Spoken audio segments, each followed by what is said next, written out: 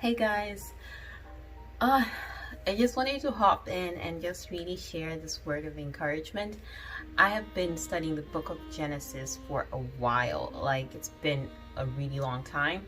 The reason it's taken me so long is because I have been trying to really understand the stories and read different commentaries, and it's been really enlightening. I feel like God has really just opened different, has given me a different understanding of the stories and how I just see the characters, and they've come more to life for me. And I'm just finishing the part where Joseph in the Bible unveils himself to his brothers, and he calls for his father to join him in Egypt. And as I've been reading this story, my heart ached for Jacob, because this was God's servant. This was somebody that God loved so much that he, even though he made that mistake by lying and cheating to get the birthright, God still revealed himself when he was running away from his brother on his way to his uncle's house, Laban. God unveiled himself to Jacob, even showed him a partial plan of salvation. Even if that isn't grace, I don't know what is. And this is the same man that God wrestled with, to show you just how much God cherished Jacob, who's known as Israel. And here he is years later. His children are all grown now. Joseph, his brothers have sold him into slavery. And the entire time, I'm sure years had passed, because Joseph was sold when he was really young, and by the time that he met his father again, he was in his 30s, because I believe he was sold when he was around 17, and years passed until he was 30 something, because he got married and had children, and then that's when the famine came, and he was about 30 something. And the entire time I'm thinking, all those years, poor Jacob, he was just there sitting and thinking, I lost my child, my beloved Joseph. And I'm sure he could not understand God's plan at all. I'm sure he did not understand what God was trying to do, or how he was working behind the scenes.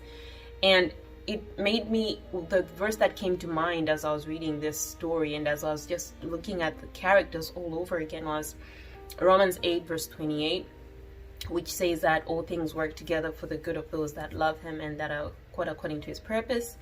And if this isn't a Bible verse fit exactly for Jacob, I don't know what is.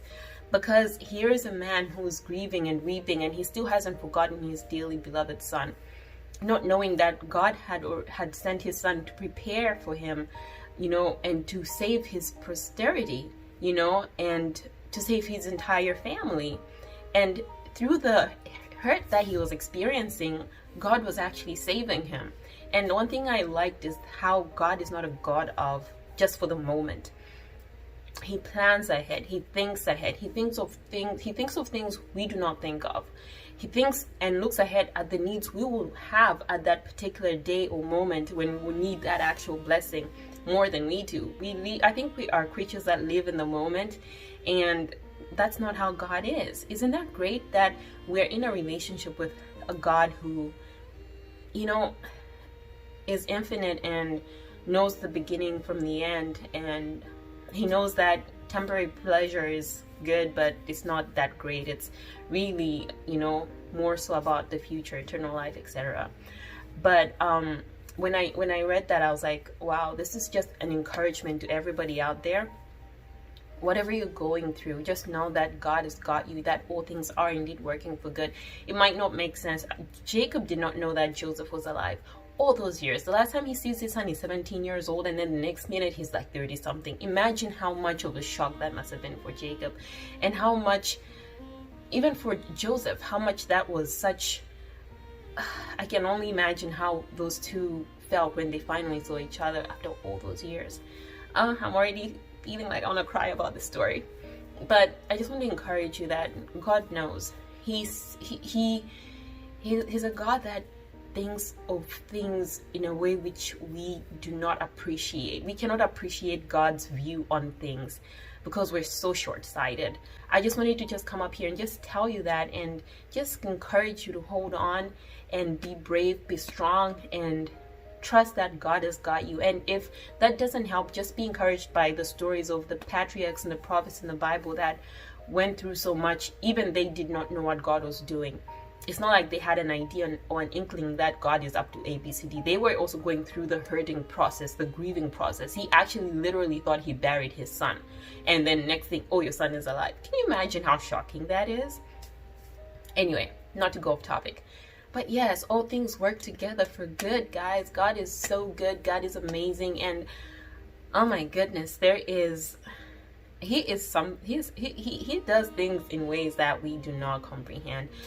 And there is a song that says, in the crushing, in the pressing, you are making new wine. So I yield to you.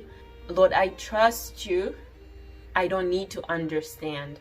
But it's so true, you know, through the hurting process, through the confusion, through everything, during these times of uncertainty, God is making new wine. So let's just remember that and continuously press our petitions towards him, continuously press and leave our lives to him, and just ask him and to encourage us and to just strengthen us in this verse that, Lord, all things work together for good for those that love you. And he is going to connect the dots for us. And even though we might not understand it in this life, we'll understand it all by and by. And even if that by and by is in heaven. So be blessed, guys. And I hope to see you soon. I just wanted to hop on real quick. It's late at night. I'm supposed to be in bed, but I was just doing my Bible study, and I was like, let me hop in and just say what's up, and also just encourage you guys. And thank you so much for the support. You guys have been leaving so much love and comments under my videos, and I really appreciate it. So God bless you, and I see you. But yeah, and thank you for allowing me to be me. And yeah, I look forward to interacting more with you guys. But I hope this blesses you. Bye. Happy Sabbath.